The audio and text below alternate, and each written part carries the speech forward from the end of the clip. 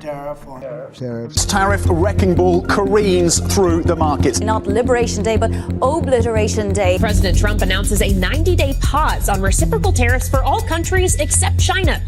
This morning, the trade war between the world's two biggest economies heating up. China slapping a new tariff on the United States. Meanwhile, the president said he will add a 50% tariff on China. The president just put out a statement announcing an additional tariff on China. The tariff on China will now go up to 125%. You've probably heard this countless times, right?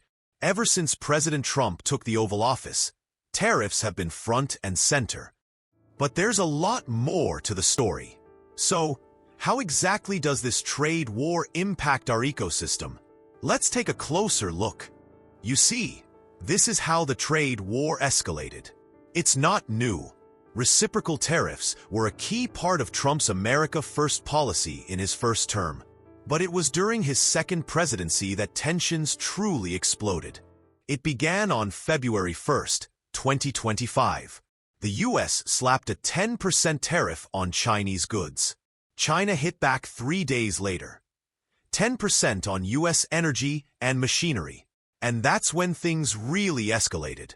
Steel, aluminum, cars, food, they all became weapons in a growing economic standoff. By April, U.S. tariffs shot up to an unprecedented 145%. China retaliated with tariffs of up to 125%. But this wasn't just about percentages, was it? It was farmers, factories, and global markets caught in the crossfire. You see, when the U.S. and China go head-to-head in a trade war, it doesn't just stay between them. The wave hit the global economy. And here's the bigger question. Were these just tariffs? Or was the very foundation of global diplomacy being recalibrated? Let me put it another way. When you hear U.S.-China trade war, you probably think of tariffs, trade deficits, global supply chains, and economic tug-of-war. Maybe even geopolitics. But here's what no one's talking about. Carbon footprints, environmental degradation, the climate. While politicians argue over tariffs and trade balances, the silent casualty of this geopolitical standoff is our planet. Behind every retaliatory tariff, behind every disrupted supply chain, global carbon emissions are being reshaped, and not in a good way. According to WMO's State of the Climate Update, 2024 is set to be the hottest year on record. Greenhouse gas concentrations in 2023, the last year for which data is available, also hit record levels. Listen to this from Celeste Solo, the Secretary General of the World Meteorological Organization. She said, "Our oceans are still warming, sea levels keep rising, and glaciers are melting at an alarming rate. Meanwhile, extreme weather continues to have devastating consequences around the world." In 2024, the U.S. and China traded a staggering $582 billion worth of goods. Of that, China exported a massive $438 billion to the U.S., leaving behind a trade deficit of approximately $295 billion. That's not just a massive trade deficit, it's a massive carbon footprint. Because this isn't only about economics or dollar signs. It's a climate crisis unfolding in the shadows of global trade. A carbon shift, not a reduction. Let's call it what it is. The U.S. isn't cutting emissions, it's outsourcing them. In fact, each one of us do. By importing everything from smartphones and furniture to steel and electronics, the U.S. shifts the misty work abroad. These goods are churned out in energy-hungry factories, many in China, still powered by coal. The result? America looks cleaner on paper, but the planet pays the same price. The smoke just rises somewhere else. As Adeline Diab, Director of Research at Bloomberg Intelligence, puts it, emissions transferred to other countries offer a more complete picture of carbon accountability associated with a nation's climate actions. That is particularly the case when such emissions are associated with the outsourcing of manufacturing to countries such as China, mainly for the benefit of developed nations. Those emissions? They didn't vanish. They just packed their bags and crossed borders. The pollution didn't stop. It just changed its address. You see, here's the dilemma. Rich countries are outsourcing their work, while developing nations are putting everything on the line, risking their resources, their people, their future, just to give their economies a push and build a better life for their people. Now, have a look at what was published in the Proceedings of the National Academy of Sciences of the USA on April 25, 2011. It says, and I am quoting, "Despite the emergence of regional climate policies, growth in global CO2 emissions has remained strong. From 1990 to 2008, CO2 emissions in developed countries have stabilized, but emissions in developing countries have doubled. Some studies suggest that the stabilization of emissions in developed countries was partially because of growing imports from developing countries."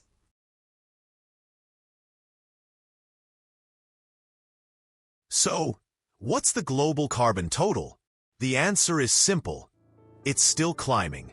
And with every rise, the stakes get higher for our planet, for future generations. Globally, emissions are rising because our system is becoming more carbon-intensive. Think longer shipping routes, dirtier energy sources, and redundant infrastructure.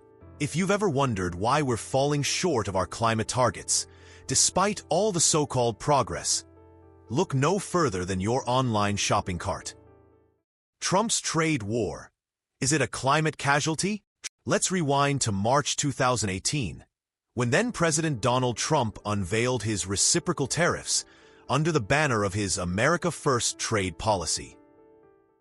In particular with China, we're going to be doing a Section 301 trade action.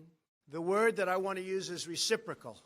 But let's say we have 500 with China, but we have 800 total with the world. That would mean that China is more than half.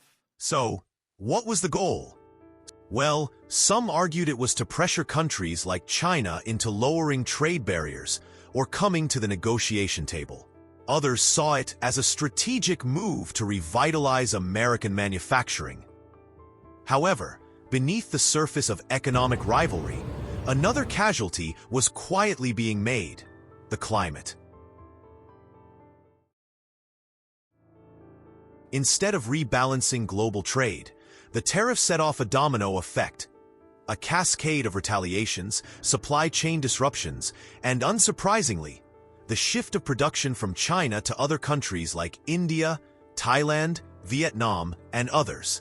And what was the result? A restructured global economy, still with an environmental cost. Did you catch this one from Forbes? Companies that relied on China for decades are now shifting to Vietnam and Southeast Asia. Why? Because of rising costs and wages in China. The Japan Times reports a similar trend. Manufacturers are pulling out of China, reacting to Trump's tariffs on Chinese imports. Business Insider adds a twist. The rush to relocate is intense. Vietnam and Thailand are in demand, but face challenges like red tape, labor shortages, and limited infrastructure. Consequently, China's retaliatory tariffs struck American farmers hard. Sales of soybeans, cotton, wheat, corn, sorghum, tobacco, and other agricultural products plummeted. As fields lay fallow, supply chain unraveled, and domestic land use shifted, likely spiking emissions back home. So, while headlines scream trade war, the real battle may have been against the climate. Let me break it down for you. We're all familiar with the label "Made in China." Is it a monopoly? Probably. Not because alternatives don't exist, but because it is what it is. And in that reality, the carbon costs are being outsourced, shifted, and ignored. What we don't see during this global trade is that every product imported into the US carries a hidden carbon cost. From the energy used in raw material extraction to the fuel burning in manufacturing and supply chain. And because there's no universal framework to track or assign these emissions, both nations point fingers while carbon levels quietly soar. Let me give you an example. A smartphone assembled in China might have parts from South Korea, Japan, and the US, all shipped in, then sent back across the Pacific. That's not trade efficiency. It's an emissions relay race. And the worst part? Nobody's keeping score. Now the bigger question is, why aren't we talking about this? There are reasons, no doubt, but none of them are good enough to ignore the truth any longer. Number 1. Political distractions. Tariff battles grab headlines.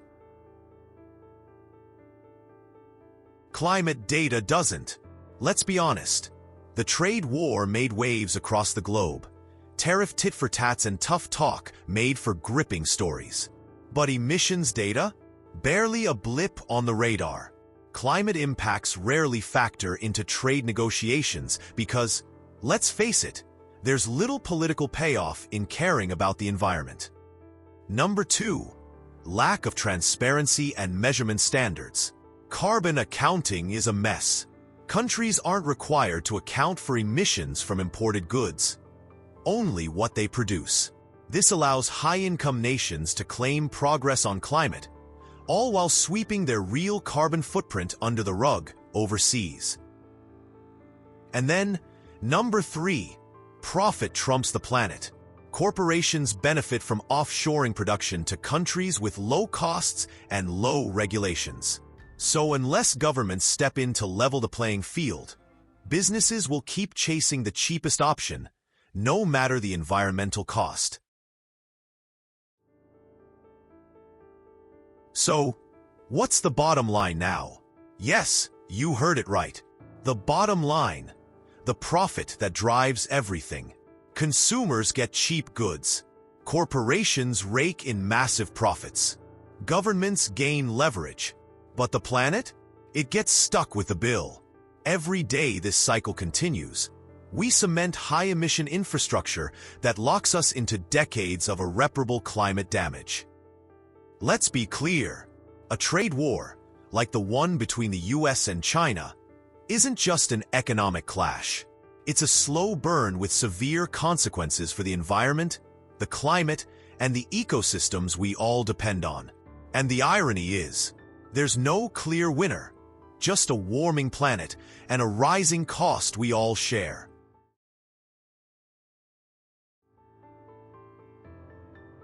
Imagine a world where the same energy spent on imposing tariffs was instead directed towards green trade agreements, clean supply chains, renewable energy incentives, or taxing carbon-intensive imports. If global trade has the power to build economies, why can't it save our planet? Hey there! Thanks for watching. For the latest climate updates and analysis, subscribe to our YouTube channel.